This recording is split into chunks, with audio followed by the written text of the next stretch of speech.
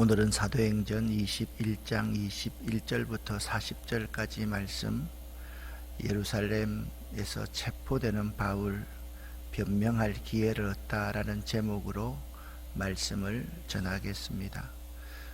3차 선교 여행에서 사도 바울은 여러 번 자신이 환난과 핍박을 받을 것을 예고했습니다. 그리고 많은 제자들과 예언자들이 예루살렘에 올라가지 마십시오. 올라가시면 환난과 핍박을 당할 뿐만 아니라 죽을 수 있습니다 라는 말을 했지만, 사도 바울은 이렇게 이야기를 합니다. 나는 복음을 위해서 죽을 각오도 하고 있어 라고 하면서 묵묵히 예루살렘으로 향합니다. 예루살렘으로 향하기 전에 3차 선교 여행을 마치고 사도 바울은 야고보를 찾아가서 선교 보고를 하지요. 예루살렘에 올라간 이튿날 바울은 우리와 함께, 여러분 계속 말씀드렸습니다. 이 누가가 기록한 누가복음과 사도행전, 누가복음이 책의 상권이고 사도행전이 하권이지요. 그 부분에서 윗섹션 우리라는 단어가 나오면서 누가도 그 선교 여행에 포함되어 있었음을 잘 말해준다라고 말씀하고 있습니다. 우리와 함께 예루살렘 총회장인 야고보를 방문했습니다. 그 자리에는 예루살렘 교회 장로들이 다 모여 있었습니다. 바울은요, 그들에게 인사를 하고 하나님께서 그의 선교로 이방인들에게 행하신 일을 낱낱이 들려주었습니다. 선교 보고를 한 것이지요. 그들은 바울의 말을 듣고 하나님께 영광을 돌렸습니다. 좋은 일이 있으면 항상 막아 끼는 법. 문제가 생기기 시작했습니다. 문제는요, 항상 밖에서부터 먼저 오지 않습니다. 문제는 항상 내부에서 먼저 터집니다. 그 내부의 문제를 잘 해결하지 못하면 수렁으로 빠져 들어갑니다. 21절 오늘 본문부터입니다. 그런데 유대인들 사이에서 당신이 이방인들과 어울려 사는 유대인들에게 모세의 율법을 지키지 말라, 자녀에게 할례도 행하지 말라, 유대의 간섭도 지키지 말라고 가르쳤다는 소문이 돌고 있습니다. 그러니 우리가 당신을 형제로 받아들여야 되겠습니까? 당신을 이단 취급해야 되겠습니까? 틀림없이 그들은 당신이 이곳에 왔다는 소식을 듣게 될 것입니다. 이 말을 하는 사람은 예루살렘 교회의 장로들 가운데 일부였습니다. 그러니 우리가 일러주는 대로 바울 선생님, 바울 사도여 하십시오. 우리 중에 하나님께 서약을 한 사람이 4명 있습니다. 이 사람들을 데리고 가서 함께 유대인들이 행하는 의식을 행하십시오. 그렇게 부탁을 합니다. 그리고 형제께서 그들의 머리를 깎는 값을 대 주십시오. 그러면 그들이 그대에 대한 소문이 사실이 아니고 그대도 율법을 지키며 살고 있다는 것을 알게 될 것입니다. 그리고 이방인 신자에 대해서는 우리가 이미 우상숭배하지 마십시오. 엄란한 행동하지 마십시오. 그리고 그러한 행동들을 멀리하십시오 라고 부탁을 드렸습니다 라고 문제를 제기하니까 바울이 26절입니다. 26절 같이 읽어보겠습니다. 이튿날 바울은 그 사람들과 함께 정결의식을 행하였습니다. 그런 뒤에 그는 성전뜰로 가서 정결의식이 끝나는 날짜와 그날에 각 사람을 위해 예물을 바칠 날짜를 신고했습니다. 아멘. 예루살렘에 있는 믿는 유대인들이 바울이 백성들에게 모세를 배반하도록 가르쳤다라는 소문에 대하여 들었습니다. 그러니까 사도 바울이라는 사람이 사울일 때 유대인 두목으로 있다가 젊은 유대인 지도자로 있다가 그가 개종했으니까 그에 대한 소문이 얼마나 흉흉했겠습니까? 그 소문은 바울이 가르치면서 자녀들에게 할례도 행하지 말라, 유대인의 전통도 지키지 말라. 우리는 모세와 아무런 관계가 없다. 그렇게 가르친다고 소문을 낸 것입니다. 장로들은 바울에 대한 유대인의 비난이 근거 없는 헛소문이라는 것을 증명하려고 했습니다. 즉 바울이 모세의 율법을 폐하지 아니하였고 잘 준수하고 있다는 사실을 보여주려고 하였던 것입니다. 그리하여 서원 기간이 만료된 유대인 4사람과 함께 결례의식을 행하도록 바울에게 권고했습니다. 이 정도 되면 보통 사람 같으면 안 해, 못해, 나한테 오해했어, 그렇게 넘길 터인데 바로 장로들이 바울에게 요청한 이 요청을 바울은 그대로 행합니다. 어떤 사람들은 유대인들의 비위를 맞추려는 듯 보이는 장로들의 제안과 바울의 동조에 대해서 부정적인 견해를 가지는 사람들도 혹 있습니다. 그러나 바울의 일생을 통해서 잘 보면 알 수 있는 키가 있습니다. 성경은 성경으로 해석하는 게 가장 좋은 거거든요. 고린도전서 9장 19절 20절 말씀에는 바울이 이렇게 말합니다. 한 영혼이라도 더 건지기 위해서는 유대인들에게는 유대인처럼 되었다라는 바울의 고백으로 미루어 보아서 바울이 장로들의 제안대로 행한 것을 긍정적으로 우리는 볼 수 있어야만 합니다. 자, 중요한 사실이 있습니다. 복음의 본질이 훼손된다면 우리는 그렇게 아니요, 못합니다 라고 이야기해야만 합니다. 그런데 복음의 본질이 훼손되지 않는다면 우리는 모든 사람들에 대해서 지혜롭게 대할 수 있어야만 합니다. 문제는 이것입니다. 복음의 본질이신 예수 그리스도의 삶, 예수 그리스도의 십자가와 예수 그리스도의 부활에 대해서 전가하는 것이 아무런 문제가 없으면 이런 문제는 받아들여도 큰 문제가 없다라는 사실을 우리에게 가르쳐 주고 있습니다. 이제 외부로부터 아시아에서 온 유대인들이 소동을 일으킵니다. 27절부터 30절까지 같이 읽어보겠습니다. 7일이 거의 끝나갈 즈음에 아시아 지역에서 온 유대인들은 바울이 성전 뜰에 있는 것을 보고 무리를 충동질하여 바울을 붙잡았습니다. 그 유대인들은 이렇게 소리 질렀습니다. 이스라엘 동포 여러분, 좀 도와주십시오. 이 사람은 가는 곳마다 우리 백성과 모세의 율법과 성전을 거스리는 말로 모든 사람을 가르치는 사람입니다.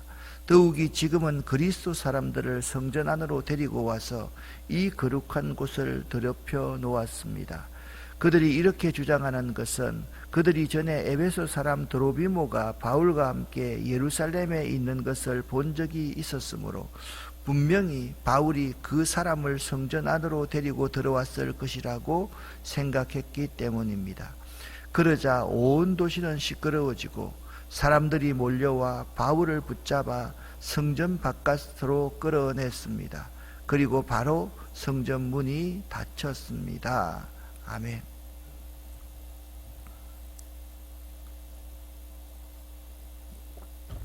아시아에서 온 유대인들은 성전에 있는 바울을 보고 모든 무리를 충동질하기 시작하였습니다. 그들은 바울에게 3가지 제목이 있다. 첫 번째, 택함 받은 백성인 선민을 해방하였다. 두 번째 바울의 제목은 모세가 시내산으로부터 받은 율법을 회방하였다. 세 번째 바울의 제목은 하나님이 인지하시는 성전을 해방하였다. 여러분, 이 3가지는 매우 중요한 것입니다. 첫 번째, 선민 해방. 두 번째, 율법 해방. 세 번째, 성전 해방. 이 3가지는요, 그들의 3대 자랑으로 생각하고 있었기 때문에 우리는 선민이다. 그것은 그들의 자랑거리였습니다. 우리는 하나님으로부터 직접, 모세로부터 직접 율법을 받았다. 그들의 자랑거리였습니다. 우리는 하나님께 예배하는 성전이 있다. 그것은 그들의 자랑이었습니다. 이 세 가지 자랑을 바울이 범하고 있다라고 그들이 죄를 뒤집어 씌웠기 때문에 이것들을 해방한 바울을 도저히 살려둘 수 없다고 생각하였던 것입니다. 그러나 이와 같은 생각은 모두가 다 거짓입니다. 사실이 아니었습니다. 그럼에도 불구하고 이들은 온 성의 백성들을 소동하며 바울을 붙들어 성 밖으로 나가 죽이려고 하였던 것입니다. 그리스도를 십자가에 못 박여 죽으라고 소동했던 유대인들은 이제 그리스도의 사도인, 그리스도의 편지인, 그리스도의 복음을 증거하는 사도 바울에게도 동일한 범죄를 저지르고 있는 것입니다. 바로 이때 바울이 정말 죽을 뻔했습니다. 하나님께서 이렇게 간섭하시기 시작합니다. 참 놀라운 일입니다. 31절부터 제가 읽을 테니까 여러분들이 눈으로 읽어주시기 바랍니다. 그들이 바울을 죽이려는 바로 그 순간에 예루살렘 도시 전체에 폭동이 일어났다는 보고가 로마 군대 천부장에게 전달되었습니다. 천부장이 즉시 백부장과 몇 명의 군인들을 거느리고 군중들에게로 달려갔습니다. 폭도들은 로마 군대 천부장과 군인들을 보자 바울을 때리던 것을 멈추었습니다. 이것을 보면 바울이 지금 맞아서 오늘날 우리로 말하면 눈탱이가 밤탱이가 되어서 지금 죽어가고 있었던 것입니다. 천부장은 가까이 가서 바울을 체포했습니다. 그래야 바울이 사니까요. 그리고 군인들에게 바울을 쇠사슬 2개로 묶으라고 명령한 다음 그가 누구며 또 어떤 일을 했던지를 물었습니다. 그러자 군중들은 너도 나도 소리를 질러 예수님 때와 또 마찬가지입니다. 그를 십자가에 못 박아라. 바나바를 살려주라. 그렇게 충동질을 하는 것입니다. 꼭 오늘 우리나라 좌우양측과 똑같은 상황입니다. 천부장은 사람들의 아우성치는 소리에 이 사건의 진상을 알 수가 없어서 군인들에게 바울을 병영 안으로 끌고 가라 명령을 했습니다. 하나님이 천부장을 통해서 바울을 구원하시는 장면입니다. 바울이 35절 36절 같이 한번 읽어보겠습니다. 바울이 청계에 이르렀을 때에는 군중들의 폭행이 너무나 격렬했기 때문에 군인들이 바울을 호위해야만 했습니다. 군중들은 바울의 뒤를 따라가며 계속해서 그를 없애버리라 하고 소리쳤습니다. 하나님께서는요, 로마의 천부장을 통해서 바울이 유대인 동족들에게 죽임을 당할 뻔한 자리에서 극적으로 구출하도록 섭리하셨습니다. 그러나 예루살렘에서 발생한 이 사태로 인하여서 바울의 생애에 커다란 전환기를 맞이하게 됩니다. 이제 예루살렘에서 바울이 체포되어서 죄인의 몸으로 어디로 갑니까? 로마 배에 탑니다. 아드레모테노로 향하게 되는 것입니다. 그리고 가이사랴에서 로마에서의 순환을 바울이 맞이하게 됩니다. 그런데 바울도 가만히 있지 않았습니다. 바울이 정말 대단한 사람임을 저는 37절부터 40절을 읽으면서 제가 이런 사람이 될 수 있을까?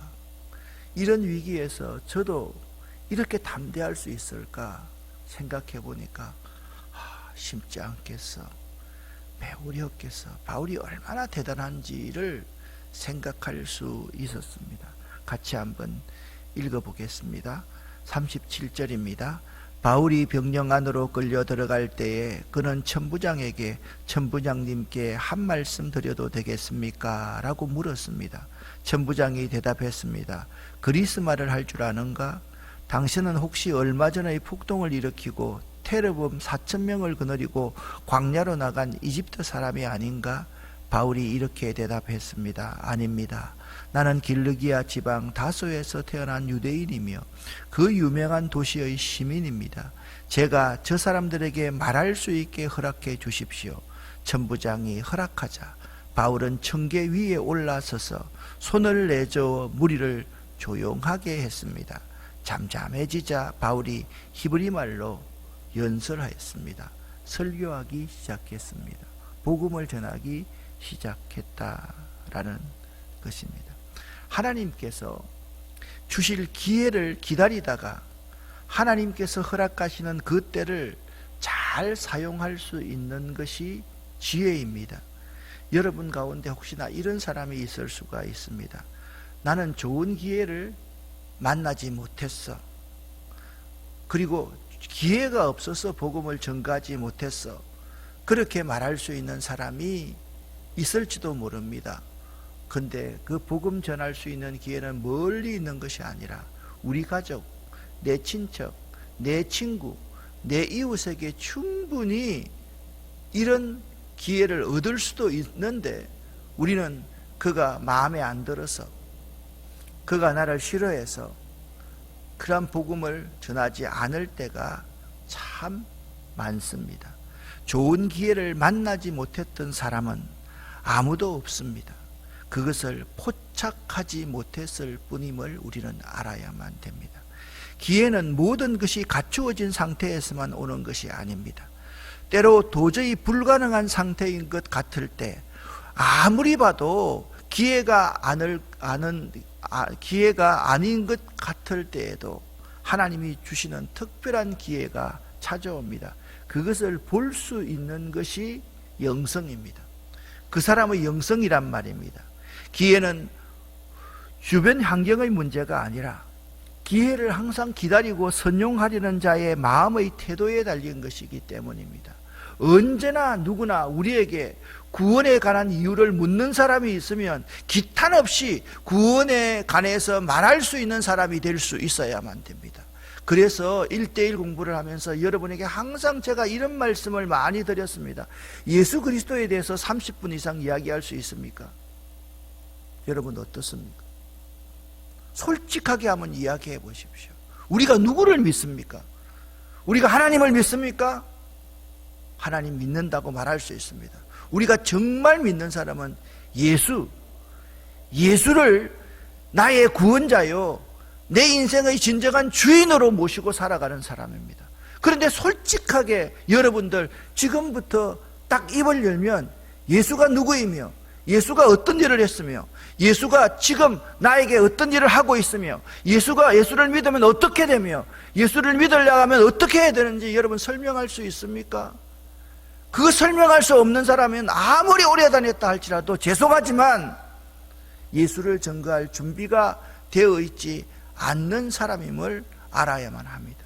군에서 좋은 건 아니지만 탁 손대면 간등성명을 딱 대듯이 병장 전규택 할 수 있을 정도로 우리의 몸에 손을 딱 대면 예수 그리스도에 대해서 전가할 수 있는 그러한 사람이 될 수 있어야만 합니다. 바울은 예루살렘에서 유대인들의 폭동으로 죽을 뻔하였지만 로마 천부장의 개입으로 간신히 목숨을 구하고 로마 군인의 병령에 사로잡힌 상태가 되었습니다. 그들이 때리기 시작했기 때문에 아마 말씀 그대로 바울이 눈탱이 밤탱이 되어 있는지도 모르겠습니다. 누가 봐도 참담한 상태이고 육신적으로 정신적으로 많이 탈진된 상태일 것입니다. 그런데 바울은 그때를 복음 전하는 기회로 삼습니다. 누가 봐도 복음을 전할 수 없는 상황 같았는데 바울은 그 속에서도 복음을 전하겠다고 마음을 먹고 그 기회를 통해 자신이 어떻게 그리스도인이 되었는지, 그리고 자신이 만난 그 주님은 어떤 분인지를 군중에게 알리는 기회로 삼습니다. 바울은 정말이지 복음의 열정에 사로잡힌 사람, 복음을 위해서 목숨을 조금도 아깝게 생각하지 않는 사람이 사도 바울이었던 것입니다. 사랑하는 성도 여러분, 바울의 모습을 한번 보십시오. 우리가 읽었습니다. 병령 안으로 잡혀간 바울은 천부장에게 그리스 말로 제가 천부장님께 한 가지 부탁할 말씀이 있습니다. 자네가 그리스 말을 할 줄 아는가? 예, 그렇습니다. 혹시나 자네가 우리 민족의 배반자 아닌가? 폭동 일으키던 사람이 아닌가? 아닙니다. 저는 길리기아 다소에 살았던 유대인입니다. 제가 이런 사람입니다. 아마 그때 말을 안 했지만 자기가 조금 있다가 자기의 가장 히든 카드는 로마의 인의 신분을 가지고 있다라는 사실인데, 이때는 그 히든카드를 꺼내지 않습니다. 이렇게 천부장의 허락을 받은 바울은 군인들의 보호 아래에서 청계에 딱 서서 손을 딱 듭니다. 모든 사람이 조용해졌습니다. 히브리 말로 자신이 어떻게 예수를 믿게 되었는지, 그리고 자신이 만난 예수님은 어떤 분이었는지, 자신의 과거가 어땠는지, 그리고 예수를 믿고 난 이후에 내가 어떤 삶을 살았는지를 설명할 수 있는 기회를 얻었던 것입니다. 바울이 위대한 이유가 여기에 있습니다. 그는 자신이 어떤 상황이든 그 자리에서 자신이 전할 복음을 준비하고 복음을 전했습니다. 그리고 그의 삶에는 환경과 상관이 없는 그 어느 곳에서든지 거룩한 열매들이 있었던 것입니다. 사랑하는 성도 여러분, 오늘 이 시간 우리 자신을 한번 되돌아볼 수 있기를 바랍니다. 때로 우리는 복음 전할 기회가 없다고 주님 복음 전하는 일을 등한히 하고 있지는 않았는지를 생각할 수 있어야만 됩니다. 여러분, 성령이 강력하게 임하는 사람의 특징 첫 번째는 복음을 전할 수 있는 기회를 끊임없이 찾고 어느 곳에서나 입을 열어 복음을 전한다는 사실입니다. 그러면 바꾸어서 말하면 우리에게 성령이 강력하게 역사하지 않기 때문에 우리는 자꾸 기회만 생각하고 기회가 없다고 생각할 때가 많이 있다라는 것입니다. 복음을 전할 최적의 기회는 복음을 전하기 위하여서 첫 발을 내디딜 때 만들어진다는 사실입니다.